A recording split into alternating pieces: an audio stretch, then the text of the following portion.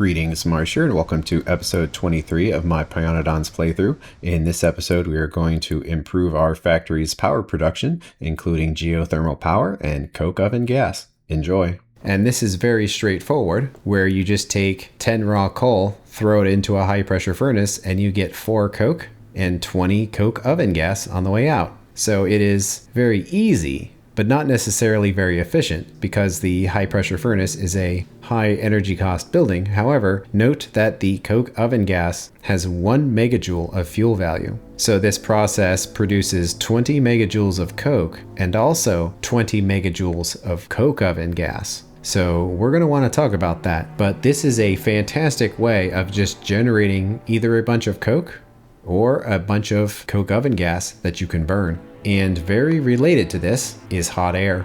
It unlocks the regenerative heat exchanger, which is a relatively simple building. And this is kind of awkward how it works, but we take a stone brick and put in hot coke oven gas at or above 250 degrees. And then on the way out, we'll get a warm stone brick and 100 degree coke oven gas. And then you take those warm stone bricks, put in some pressurized air, and that will cool them down and create hot air. And with that hot air, it can be injected into various processes to make things more efficient. But to start out, it just gives you glass upgrades. So we can make glassware, regular glass, and petri dishes more efficient. Once we start making hot air, we can compare all those things. And one more thing we can do related to power, because our factory is extremely hungry now, even though it's not all that big by Pi standards, we can do geothermal power. You can only place these on certain nodes on the map, but that unlocks the geothermal plant,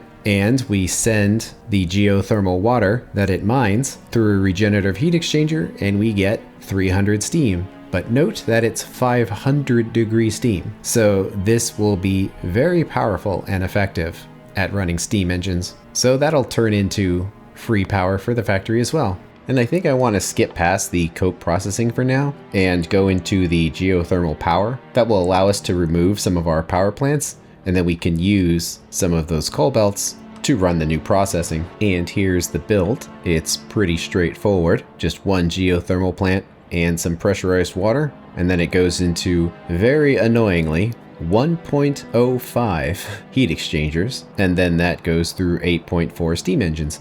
And this is our first setup that actually uses 500 degree steam, so the output of the steam engines will be fully realized.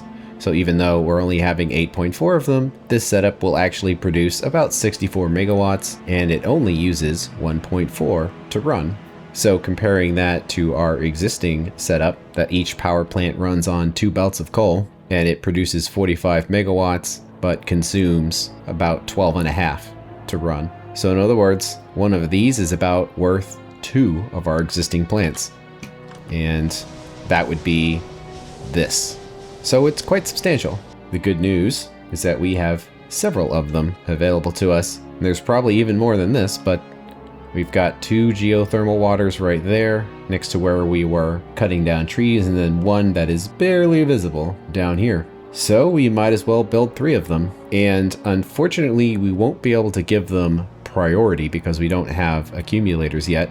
We could send the actual steam all the way up to our power plants and then use valves to give priority, but that seems like more trouble than it's worth. So for now, the output of the geothermal plants will scale with whatever % output our factory requires. And luckily the geothermal plants are actually pretty easy to make. They're really not expensive. I mean, it's a 1,000 plate building, so there's that, but the actual input requirements is fairly low. I guess it's basically all those engines that's requiring a bunch of iron, but hey, achievement. But it's not actually that difficult to make. And I was looking for my chest to pick up steel, but instead I have upgraded a few setups to use caravan depots, and that is a perfect building to pick up extras. And wow, the crafting time in the geothermal plant is substantial. So let's go all the way down to the bottom, the furthest point that power poles went, and we need to go like 5 times as far. Wonderful.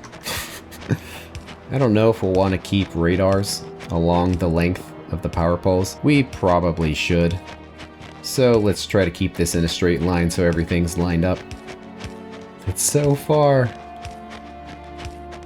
Hello, dinosaur bones. I wonder if we're ever actually going to find anything but ice. Well, there it is. I don't think it's worth putting on yarn because the number is so big, it's just basically never going to go down. So there's the geothermal plant. It is huge. It does have the pipe output specifically for the steam, and then the input can be anywhere, and it does actually have to be water, which is fun. We're going to have to find some. But let's put some radars down. We might actually discover some water if we do that. And we'll put an official Factorio radar out here because it's so far away. It will help us discover new things. Well, we have lights, but no water. So let's do some grappling gun exploration here. Come on, don't make me send a huge water pipe from our factory because there's just no water out here. There we go. Still kinda far, but what can you do? Let's plop the pressure pump in. Our first use of pressurized water. And we're probably going to have to run a power pole all the way down here just because the extent won't be long enough. There it is. At least we have pumps. And that would be awful if we still didn't have them. Okay then, time for another super long line of small power poles. I thought I brought so many with me, but we're running out. And I guess we'll put radars down here too. Might as well. The biggest difficulty with radars is simply having the power poles where you want to scan. So if we already have the power poles, we should put the radars in. And this last radar is going to have to be in the middle of the lake. But we have landfill now. There we go. It's a surprising amount of work just to get some radars in here. So we put in the water and we need to face this a different direction. How about let's just go up. So in goes the pressurized water and it rapidly makes a geothermal water. And keep in mind, this building does require a megawatt, so it will not produce any power in a blackout situation. So we need our unfortunate 2 of these. And there we go. It's a very loud building, but not very flashy. Making all of our steam. And 9 is a weird number, but actually we could do something kind of like this. I'm just trying to be cute with this, but we can go sideways. And there it is. Fully functional, getting our 7.6 megawatts, but still at an efficiency of 50% because they are steam engines. But that's pretty good. Now we just need to build 2 more of these. We can actually copy the whole thing now. But the new build is going to be pretty much even farther away than this. So more power poles, more lights. And is that another one? Yeah, it is. Awesome. Building these reduces our need of mining coal, at least for the purposes of making power, which will free it up for other processes. And I know what's coming next, and we're going to use a huge amount of it. Okay, we've got power, we've got radar. Let's put this plant down. Might as well keep the alignment the same. Luckily, water is substantially closer.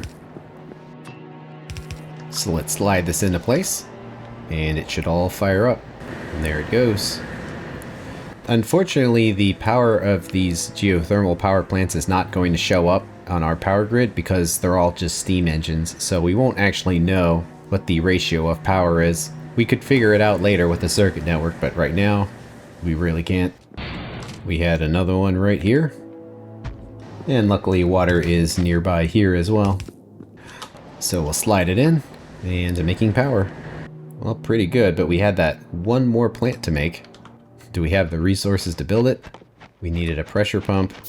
Oh, the geothermal plant, but we have to hand make some engines. And 2 heat exchangers, and we have to make a lot of parts, but we can do it. Oh, there's another one. You know I'm going to make these plants. Can't turn down power from the planet for free. So in goes the water, and another functioning power plant. Awesome, well we definitely have to go back to the factory if we're going to build another one of these. I'm not worried about it being too much power, because we have a lot of coal power plants that we can simply turn off by unhooking the belt in order to make sure that we have enough capacity for byproducts to be burned. You can kind of tell that these things are barely running right now. Like, wow, look at that. Power output is tiny.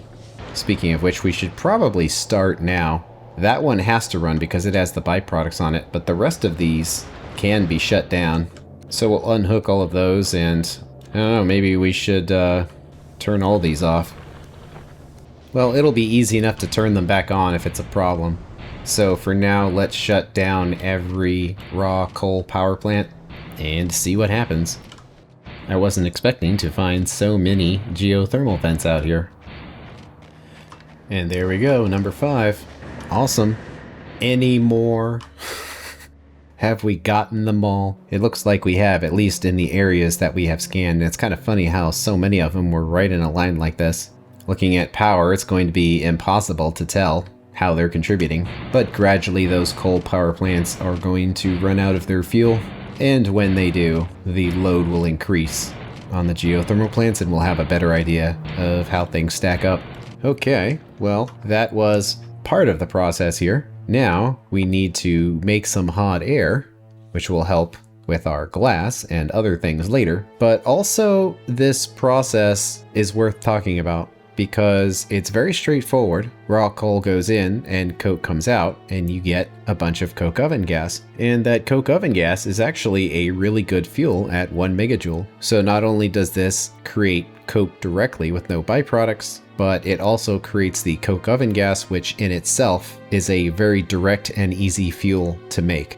So whether or not you want to run this as a power plant kind of depends on what you do with the coke oven gas. And let's do a build to show what I mean. So the ratio to do this is 5 belts of raw coal will create 2 belts of coke.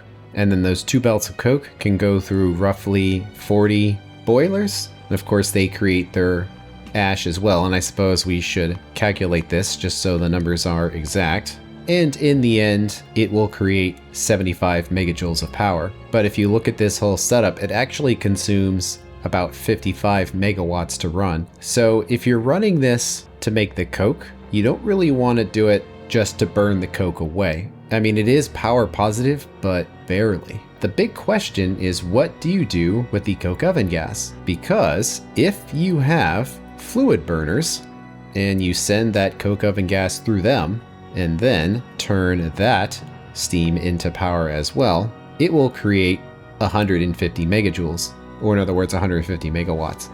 And it's interesting that the oven gas actually creates twice as much power as electricity, but remember, that's actually because the oil burners have a 100% productivity increase when it comes to boiling things. So with the base recipe, the coke and the oven gas has the same energy value, but the actual impact on your factory is that the oven gas is way better for making power. If this was a power plant that was also burning the coke oven gas, it would create 225 megawatts, and suddenly the 55 megawatts that go into it isn't that much anymore. So unfortunately right now we don't have the oil burners to make this as a power plant. But nonetheless, this could be useful for generating power if we use the coke oven gas as a fuel. And we can compare this to other methods of making fuel and just turn the fuel into steam, and then we can compare the steam numbers, even though we're not actually doing that.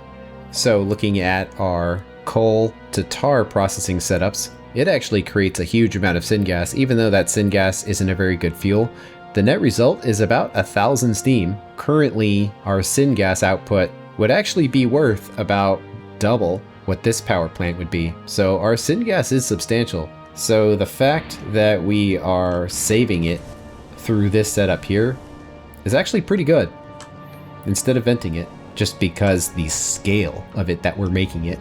And our kerogen processing setup, if we simply burned everything, even though we probably wouldn't be doing very many aromatics, it equals about 400. So that setup would be slightly less than a coke oven gas one. It's not much power really, but any bit helps, so that's why it's there. Our tar processing that creates creosote would produce about 174. So what this tells us is that simply breaking raw coal down and processing the coal gas is actually a great way of creating a ton of fuel. But it also creates byproducts and things. So yeah, I would say this is a pretty good build. It is a very direct way of making power, assuming you can actually use the coke oven gas, and we will. So later on we'll make a power plant like this, but for now it's a pseudo power plant where we are running it specifically for coke oven gas, and then that oven gas can be a backup fuel source for this contraption when all other fuel sources run out. So no syngas, and then no condensates, no kerosene, no aromatics, no gasoline. So if all of those run down, we will have a fail-safe build here. And it actually goes a little further than that because we can't give this priority to generate electricity because we don't have accumulators yet. But what we can do is make it a hybrid power plant where it produces steam, and then that steam goes around the factory. And if the steam isn't required, it can then send it into the steam engines to make electricity, and that will increase the likelihood that it all gets used. So cool, let's do a build here. And actually, I kind of want to make 2 of these because it is going to take a total of 10 belts, and it looks like the fuel is starting to run out here. It kind of uses one side of the belt before the other, so it's kind of funny how that works. It's getting there. But we already have basically 8 belts right here, so we can easily put 2 more and then just run the coal over here and do some processing. Again, it's close to the center of the factory and I don't like that, but I really want to get rid of this raw coal. And we are. It's down to 70%, so we just need to continue to work on it. And basically, the reason why I want to do this, well, one, we need the hot air and we haven't calculated that. But in order to make our intermetallics, which is the next gating resource here, it's actually going to require a lot of fuel, specifically for smelters and also mining antimony. So we're going to have a huge energy consumption with fuels here, so I'm trying to get ahead of the curve and prepare for it before we get there. We also need this set up to process the coke oven gas and get hot air out of it. There's a little bit of noise there, so let's move. So if we take that coke oven gas at 250 degrees, put it through a heat exchanger, we will get warm bricks back, and the coke oven gas will now be 100 degrees. The fuel amount is the same. So the way that this would work, we would basically have a valve that would prioritize turning it into hot air. And if we didn't need to, we can just mix the temperatures together and send them to be burned. But we have our stone bricks, which then we can remove the heat from. And it's almost a clean ratio of one of these, which is nice to make hot air. And I wanted to point out that hot air has a funny description. The simple thing that you can't make simply, because this is pi.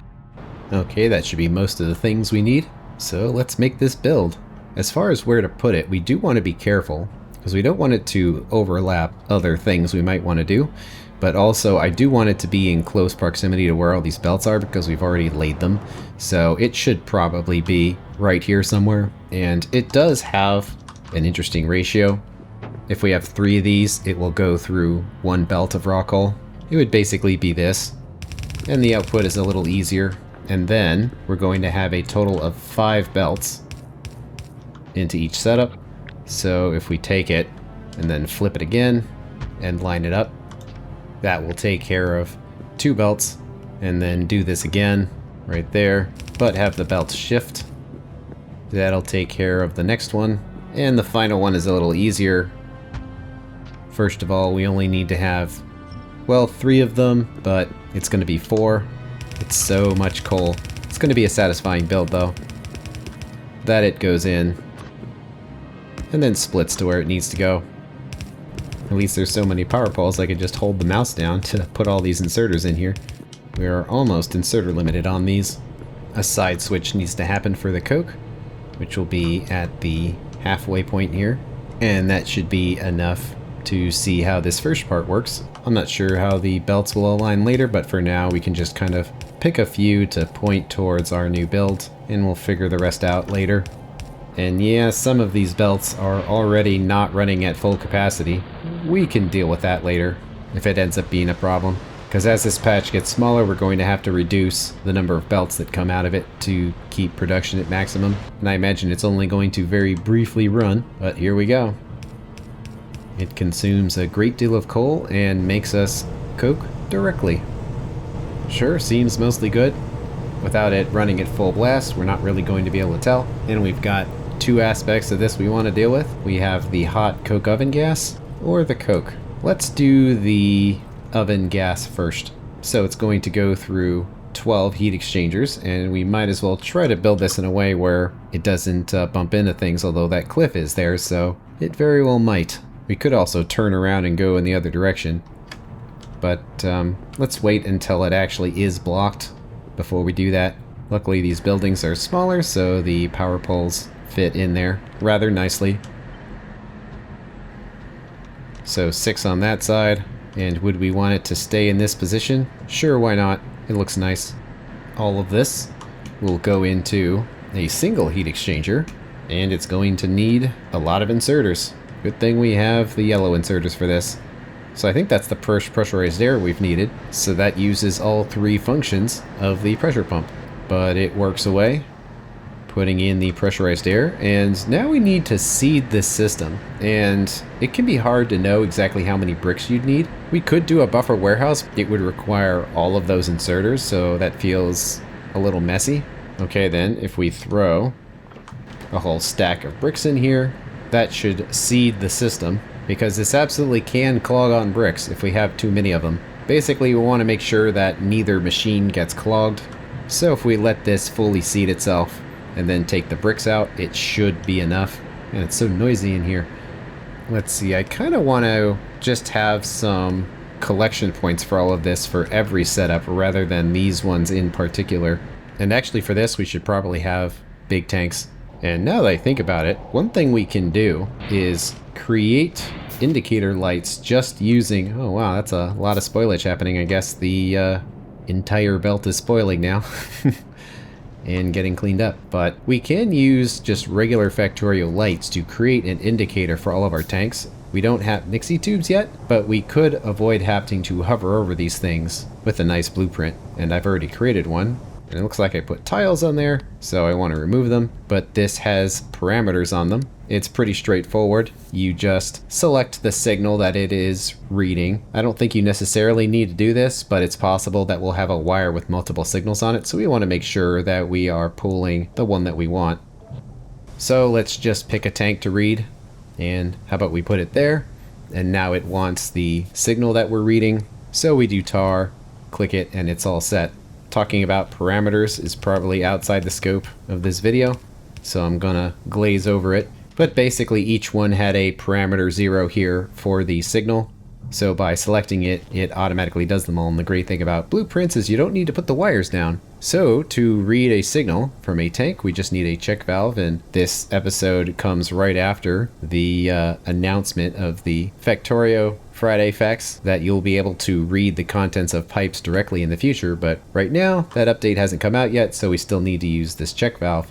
And then we just need to manually insert the red and green wire. And it probably doesn't actually need to be red or green. I can just select this to be red and green. So I'll make that adjustment, because one less wire is always a good thing. So the way that this works is it's just looking for greater than 9. And if it gets it, it'll turn on. And this is the selected color, or green. And it just goes up by 10% increments. So that's basically 20, 30, 40, 50, 60, 70, 80, 90, and then this last one is basically 99 because getting tanks full is kind of difficult. And then these other 2 lights are actually warning lights, and you may or may not want them. But this first one is if the tank is critically low, the light will turn red, and the second one is if the tank is critically high, it'll turn on. It's up to you if this is a tank that has these signals. Most of our tanks in the factory are what I'll call somewhere in the middle tanks rather than nominally high or nominally low tanks. So if it's nominally in the middle, it means it could potentially be too high or too low, so this entire setup here will work. So to fix this blueprint, we can just plop it in and say the parameter is still 0. We can get rid of that red wire, put the green ones in, select it again, and it still remembered everything. So that should be good for the future. But yeah, this tank is set to 20%, and that is what it is showing. And it can be difficult to kind of figure out where to put these lights, because they do take up a lot of space. But it's quite easy when it automatically places the wires down. But we shoot the green wire in, and there we go. And that makes sense. This tank is at 90, and then it's dumping its extras into the next one. It almost feels like robots being able to place those so quickly. But of course, they are not robots. And there we go, that one is mostly empty.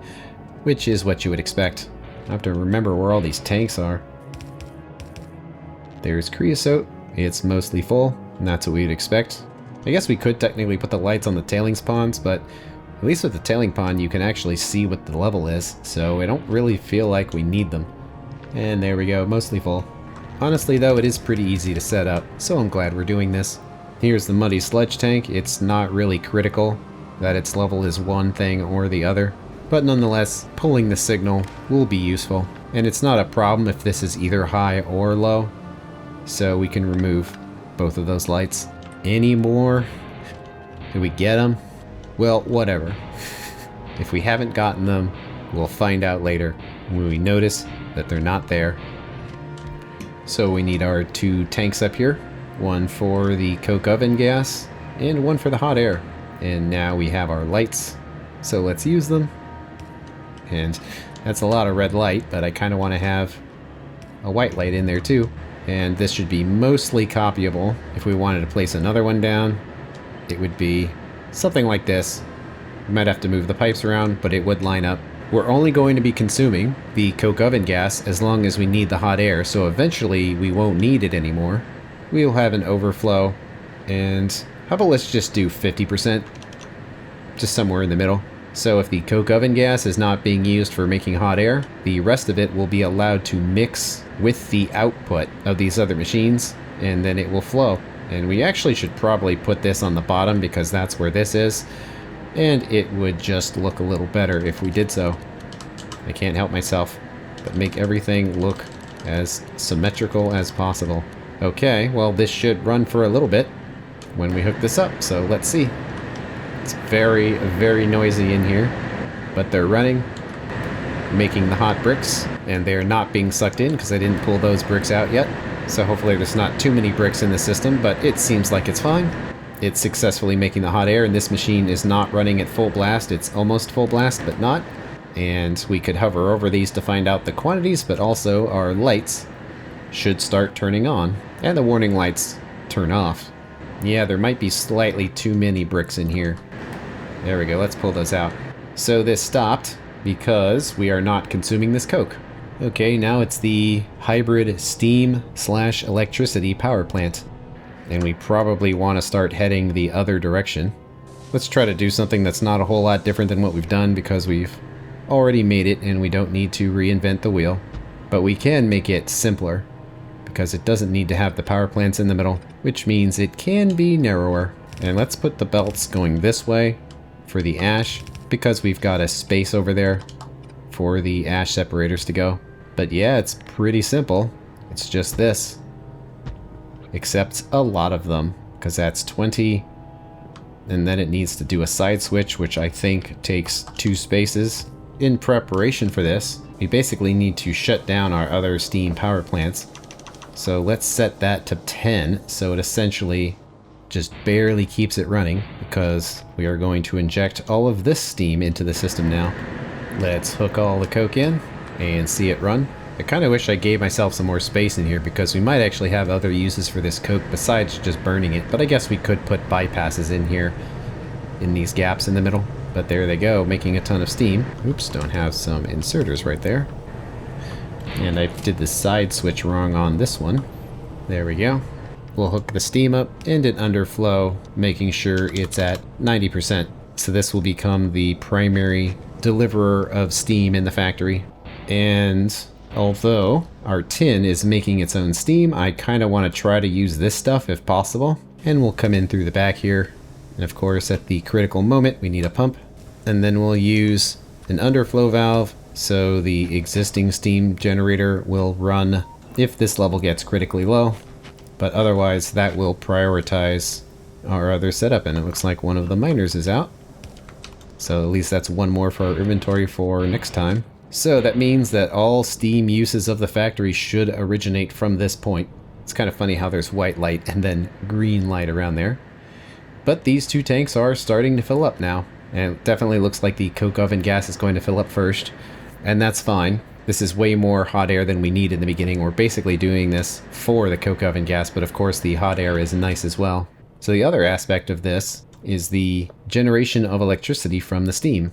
And we basically need 21 of them. Since they're just going to go in a line, we can use 21. It doesn't matter that it's an odd number. And the cleanest place to put it is probably down here. So how many is that? 20. So the 21 actually fits really nicely in there. That if we generate more than 90% of our steam, it can just be turned into electricity.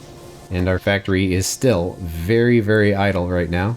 But I feel like we could potentially shut down these other belts as well. We got 3 of them coming from very far away, so it would be nice to empty them out, because they are kind of doing a bit of a zigzag.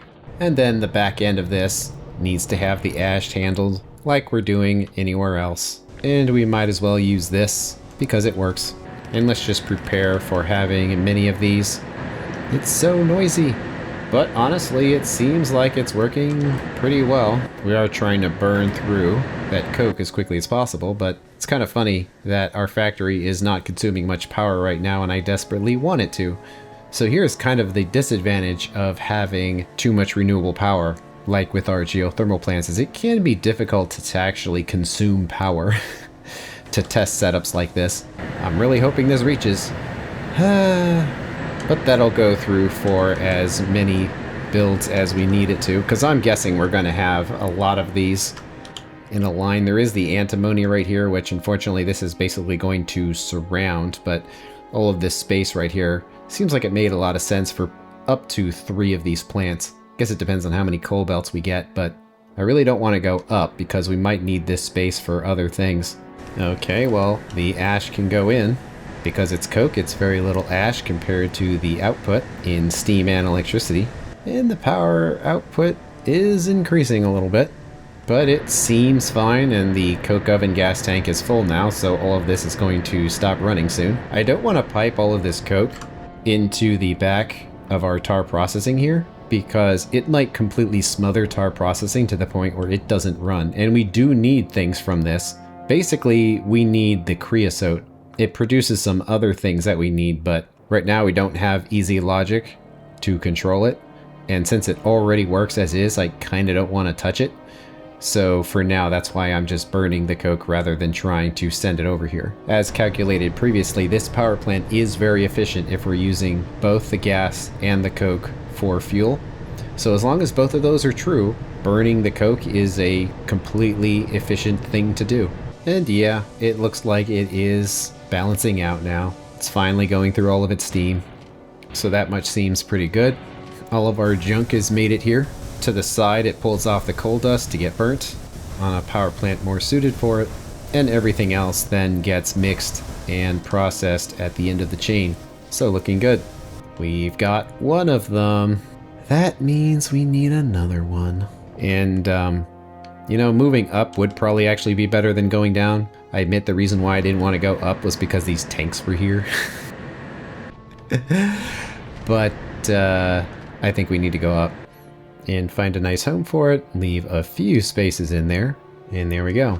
Now another giant power plant that I need to build by hand, but that's nothing new.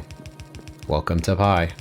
That is a lot of belts of coal right there, but we've got our 5 belts for each side, just about ready to go here. I think that's everything, so let's try it in full. Most of these power plants are pretty empty now, so all of the power should be coming off of our better power plants. But yeah, seems good that there is some temperature mixing here, that this is at 101 degrees, so that part of it is working correctly. These machines are loud even when they're not running. But that now is a ton of hot air. And if we need all of that coke for something, we could put priority belts to potentially get 4 belts of coke for something, but I don't think we're going to need that much of it right now. So turning it into steam is perfectly fine. Well, that took a little while, but it's good that we have all this now. The other aspect of this is what we can do with the hot air. However, that's going to have to wait until the next episode. Thanks for watching, and I will see you later.